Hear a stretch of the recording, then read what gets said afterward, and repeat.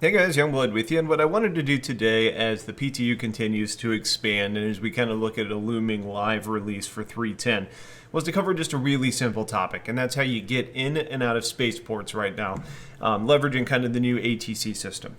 Now, when you actually get in, you'll be picking a location, whether it's New Babbage or whether it's Lorville or Area 18. And when you actually come out of one of those locations, there's going to be this almost tunnel that you need to fly through on your way out. Now, getting out of your hangar still works exactly the same. You're going to hit F11 or you're going to use your MFD on your screen, and you're going to request to contact the landing services that are there. The hangar doors will open, and then you can leave. Now, at these locations, specifically Area 18 and Lorville, I'm not actually sure if New Babbage has had this put in yet, but in the more recent patches, you haven't had this flight tunnel approach. So what will happen is you'll just kind of come right out of your hangar, and then you need to just kind of spin around and actually see the tunnel. Now, it's worth noting that the tunnel is visible either on your HUD or it's on your helmet or wherever it is. I'm not sure where it is, but when you're in third person, you don't actually see the tunnel. So you want to be visualizing it from the cockpit to see. The reason this tunnel is important is because if you fly outside of it, the autopilot is going to take control of you, and the autopilot can be a little bit moody and decide that you're going to take different, different paths out of there. Sometimes it'll crash you onto the surface. You don't want to deal with that. That's mostly been resolved at this point.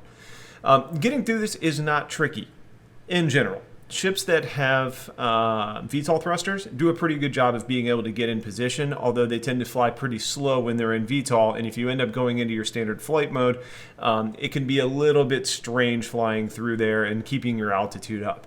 That is in effect for most of the larger ships as well.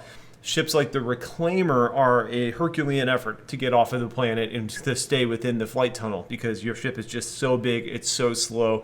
And the thing is you're not able to actually lower or raise your landing gear until you actually get out of this flight tunnel.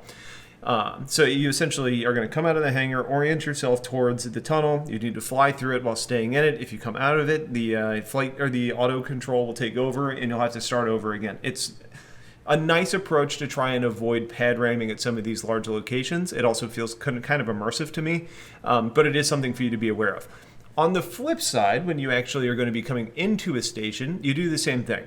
As you're approaching, you'll get a little red indicator on your screen that says, please contact ATC to land. That's air traffic control. Again, use your MFD, hit F11, contact them, just like you would to land and open the hangar doors any other way. And then what you will see is that flight tunnel appear again. But this time you're obviously entering from the top and flying down. You're not coming in from the bottom and going up.